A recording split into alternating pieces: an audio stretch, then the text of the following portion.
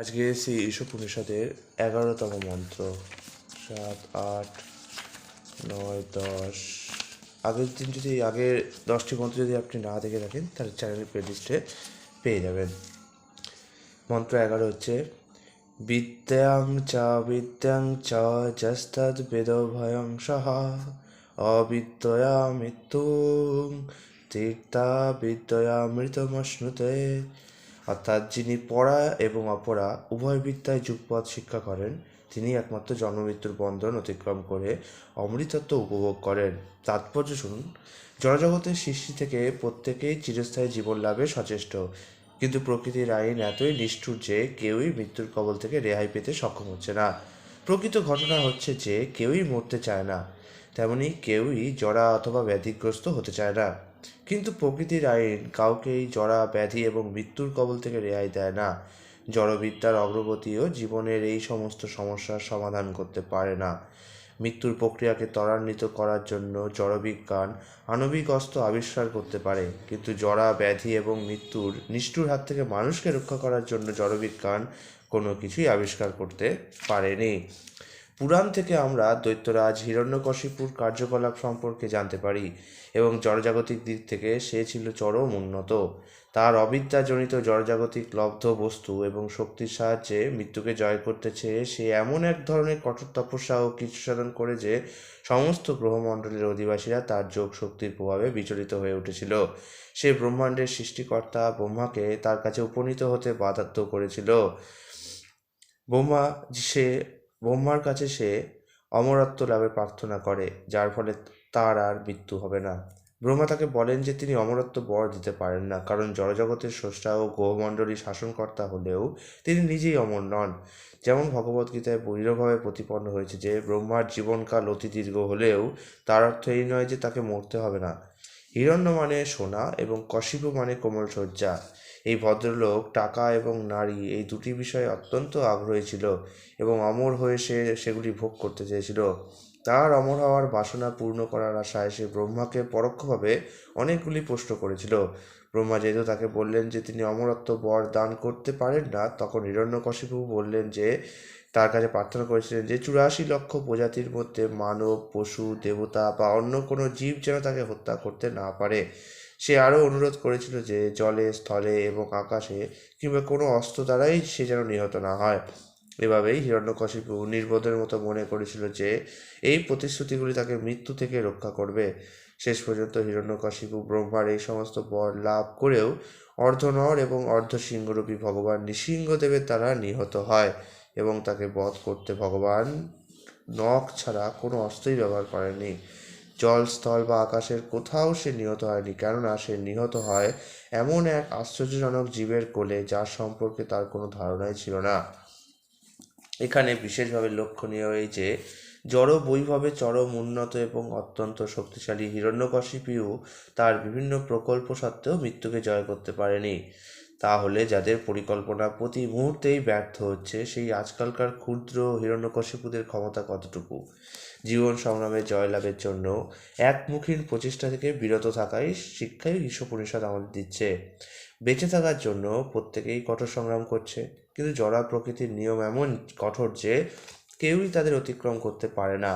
চিরস্থায়ী জীবন লাভ করতে হলে আমাদের ভগবদ্ধামে প্রত্যাবর্তনের জন্য অবশ্যই প্রস্তুত হতে হবে।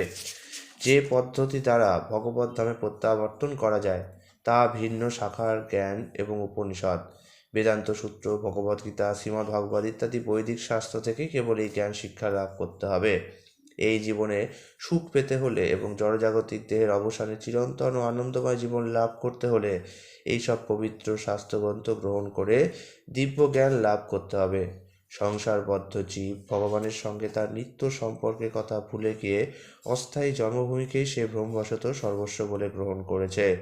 ভগবান কৃপাবশত উপরোক্ত শাস্ত্রগুলিকে ভারতবর্ষে এবং অন্যান্য দেশে প্রদান করেছেন বিস্মরণশীল মানুষকে স্মরণ করিয়ে দেওয়ার জন্য যে তার আলয় এখানে এই জড়জগতে নয়, জীব মাত্রই চিন্ময় সত্তা বিধিষ্ঠ এবং তার চিন্ময় আলয়ে প্রত্যাগমন করেই কেবল সে সুখী হতে পারে। এই শাশ্বত বাণী প্রচারের জন্য পরমেশ্বর ভগবান তার ধাম থেকে তার বিশ্বস্ত সেবকদের এই জড়জগতে প্রেরণ করেন। যাতে জীব সকল ভগবত ধামে ফিরে যেতে পারে, এবং এই কার্য করার জন্য কখনো কখনো ভগবান স্বয়ং আবির্ভূত হয়। সকল জীবই যেহেতু তার প্রিয় সন্তান, তার অবিচ্ছেদ্য সন্ত্র, তাই এই জড় জাগতিক বদ্ধ অবস্থায় আমরা যে অনবরত দুঃখ কষ্ট ভোগ করছি তা দেখে ভগবান আমাদের চেয়েও অনেক বেশি ব্যথিত হন। এই জড় জগতের দুঃখ ভোগ পরোক্ষভাবে জড় বস্তুর সঙ্গে একত্রে থাকতে বা কাজ করতে আমরা যে অক্ষম তা স্মরণ করিয়ে দিয়ে আমাদের সেবা সম্পাদন করছে। সাধারণত বুদ্ধিমান জীবেরা সমস্ত অনুস্মারকদের বিবরণ সংগ্রহ করেন এবং বিদ্যা বা অপ্রাকৃত জ্ঞান অনুশীলনে নিজেদের নিয়োজিত করেন। এই পরাবিদ্যা বা অপ্রাকৃত জ্ঞান অনুশীলনের জন্য মানব জীবনই সর্বশ্রেষ্ঠ সুযোগ, এবং যেই মানুষ এই দুর্লভ সুযোগের সদ্ব্যবহার করে না সে নরাধম। ইন্দ্রিয়তৃপ্তির জন্য অবিদ্যার পথ বা জড়বিদ্যার অগ্রগতি হচ্ছে বারবার জন্মমৃত্যুর পথ। যেই মাত্র সেই চিন্ময় স্তরে অবস্থান করে তখন জীবের আর জন্মমৃত্যু হয় না। চিন্ময় আত্মার বাহ্যিক আবরণ জড়দেহের ক্ষেত্রে জন্মমৃত্যু প্রযোজ্য। বাহ্যিক পোশাক খুলে ফেলার সঙ্গে মৃত্যুর এবং পরিধানের সঙ্গে জন্মের তুলনা করা যেতে পারে। অবিদ্যা অনুশীলনে স্থূলভাবে আবিষ্ট মূর্খ মানুষেরা এই নিষ্ঠুর প্রক্রিয়াকে কিছুই মনে করে না। মায়াশক্তির সৌন্দর্যের দ্বারা মোহিত হয়ে তারা বারবার একই জিনিসের অভিজ্ঞতা লাভ করে এবং প্রকৃতির আইন থেকে কোনো শিক্ষাই অর্জন করে না। বিদ্যার অনুশীলন বা অপ্রাকৃত জ্ঞান লাভ করা মানব জীবনের একান্ত প্রয়োজন। ভবরোগাক্রান্ত মায়াবদ্ধ জীবের অবাধ ইন্দ্রিয় উপভোগ প্রবৃত্তিকে যতদূর সম্ভব সংযত করতে হবে। দেহাত্মবুদ্ধির ফলে আবাদ ইন্দ্রিয় ভোগশক্ত জীবকে অজ্ঞান ও মৃত্যুর পথে নিয়ে যায়। জীবেরা চিন্ময় ইন্দ্রিয় বিহীন নয়। আদি চিন্ময় স্বরূপে প্রত্যেক জীবের ইন্দ্রিয়গুলি রয়েছে, যেগুলি দেহ ও মন দ্বারা আবৃত হয়ে এখন জড় অবস্থা প্রাপ্ত হয়েছে। জড় ইন্দ্রিয়গুলির কার্যকলাপ তার চিন্ময় লীলাবিলাসের বিকৃত প্রতিফলন মাত্র। ভবরোগাক্রান্ত অবস্থায় চিন্ময় আত্মা জড় আবরণে আবৃত হয়ে জড়কর্মে নিবৃত্ত হয়। প্রকৃত ইন্দ্রিয় উপভোগ কেবলমাত্র তখনই সম্ভব হয় যখন জড় ব্যাধি দূর হয়। সমস্ত জড় কলুষমুক্ত হয়ে প্রকৃত চিন্ময় স্বরূপে অবস্থিত হলেই কেবল শুদ্ধ ইন্দ্রিয়ের দ্বারা প্রকৃত আনন্দ উপভোগ করা সম্ভব।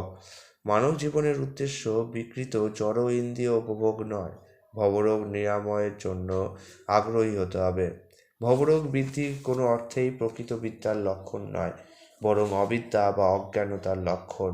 সুস্বাস্থ্যের জন্য জ্বরের মাত্রা 105 ডিগ্রি থেকে 107 ডিগ্রিতে বাড়ানো উচিত নয়, বরং তাকে স্বাভাবিক 98.6 ডিগ্রিতে নামিয়ে আনা উচিত।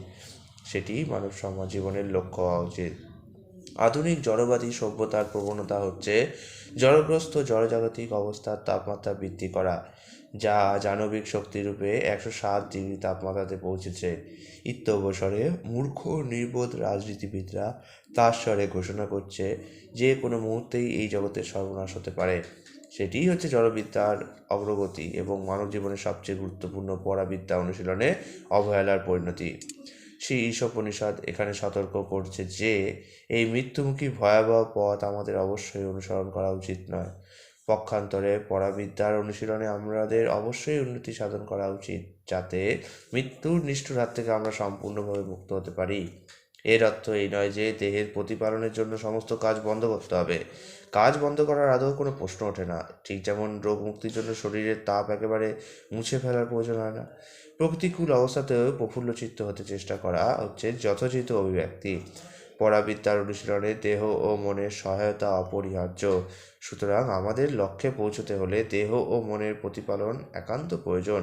স্বাভাবিক তাপমাত্রা 98.6 ডিগ্রি রাখা উচিত, এবং ভারতের মুনি ঋষিগণ জড়া ও পরাবিদ্যার ভারসাম্য কর্মসূচির দ্বারা স্বাভাবিক তাপমাত্রাকে রক্ষা করার প্রচেষ্টা করছেন। রোগগ্রস্ত ইন্দ্রিয় তর্পণের জন্য মনুষ্য বুদ্ধির অপব্যবহার করাকে তারা কখনো সমর্থন করেননি। ইন্দ্রিয় তর্পণ অভিমুখী প্রবণতার দ্বারা রোগগ্রস্ত মানুষের কার্যকলাপ মুক্তির মূল তত্ত্বের পরিপ্রেক্ষিতে বেদে নিয়ন্ত্রিত হয়েছে।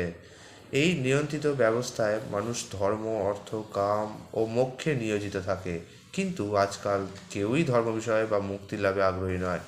তাদের জীবনের একমাত্র লক্ষ্য ইন্দ্রিয় সুখ, এবং এই উদ্দেশ্যে সাধনের জন্য তারা নানা রকম অর্থনৈতিক পরিকল্পনা করে চলেছে।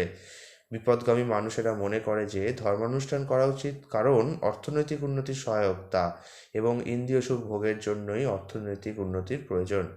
এভাবেই মৃত্যুর পর স্বর্গলোকে ও ইন্দ্রিয় সুখ ভোগ নিশ্চিত করার জন্য বেশ কিছু ধর্মীয় অনুষ্ঠানের পদ্ধতি রয়েছে, কিন্তু এটি মোক্ষ লাভের উদ্দেশ্য নয়। ধর্মানুষ্ঠানের উদ্দেশ্য আত্ম উপলব্ধি লাভ করা এবং অর্থনৈতিক উন্নতি শুধু দেহের সুপ্ততা রক্ষা করার জন্য। একমাত্র পরাবিদ্যা উপলব্ধির জন্য সুস্থ মন সহ স্বাস্থ্যকর জীবনযাপন করা উচিত, যা মানব জীবনের উদ্দেশ্য। গাধার মতো পরিশ্রম করা অথবা ইন্দ্রিয় তর্পণের জন্য অবিদ্যার অনুশীলন করা এই জীবনের উদ্দেশ্য নয়। পরাবিদ্যার পন্থা শ্রীমদ্ ভাগবতে সবচেয়ে সুন্দরভাবে উপস্থিত করা হয়েছে, যা মানুষকে পরম তত্ত্ব অনুসন্ধানের জন্য তার জীবনকে নিয়োগ করতে নির্দেশ দেওয়া হয়েছে। পরম তত্ত্বকে ক্রমশ ব্রহ্ম, পরমাত্মা এবং অবশেষে ভগবান রূপে উপলব্ধি করা যায়। মন্ত্র 10-এর তাৎপর্যে বর্ণিত ভগবদ্গীতা প্রদত্ত 18টি নীতি পালন করে জ্ঞান ও বৈরাগ্য যিনি লাভ করেছেন, এমন বদান্য উদার হৃদয় বিশিষ্ট ব্যক্তিই পরম তত্ত্বকে উপলব্ধি করতে পারেন। এই 18টি নিয়মের প্রধান উদ্দেশ্য হচ্ছে অপ্রাকৃত ভগবত ভক্তি লাভ করা। তাই ভগবত ভক্তির প্রয়োগ শিক্ষা লাভের জন্য সকল শ্রেণীর মানুষকে উৎসাহিত করা হচ্ছে। বিদ্যা অর্জনের উদ্দেশ্যে নিয়োজিত পন্থা শ্রীরূপ গোস্বামী তার ভক্তি রসামৃত সিন্ধু গ্রন্থে বর্ণনা করেছেন, যা আমরা নেক্টার অফ ডিভোশন গ্রন্থে ইংরেজিতে পরিবেশন করেছি। নিচে শ্রীমদ্ ভাগবতের শ্লোকের মাধ্যমে সংক্ষেপে পরাবিদ্যার অনুশীলন ব্যক্ত করা হয়েছে। তস্মাদেকেন মনসা ভগবান সততং পতি শ্রোতব্যা কীর্তিতবশ্চ ধ্যেয় পূজ্যশ্চ নিত্যদা। অতএব ভক্তদের রক্ষাকর্তা পরমেশ্বর ভগবানের মহিমা শ্রবণ, কীর্তন, স্মরণ এবং তার আরাধনা করা ভক্ত মাত্রই সর্বদা কর্তব্য। ধর্ম, অর্থ, কাম যদি ভগবত ভক্তির লাভের উদ্দেশ্যে না হয়, তাহলে সেগুলি অবিদ্যার বিভিন্ন রূপ ছাড়া আর কিছুই নয়, যা শ্রী ঈশোপনিষদের পরবর্তী মন্ত্রে ইঙ্গিত করা হয়েছে। তাই বিশেষভাবে এই যুগে পরাবিদ্যা অনুশীলনের জন্য অবশ্যই পরার্থবাদীদের প্রভু পরমেশ্বর ভগবানের উদ্দেশ্যে গভীর মনোযোগ সহকারে নিরন্তর শ্রবণ করা, কীর্তন করা এবং আরাধনা করা একান্ত কর্তব্য। হরে কৃষ্ণ। আগামীকাল 12 নম্বর শ্লোকটি আসবে।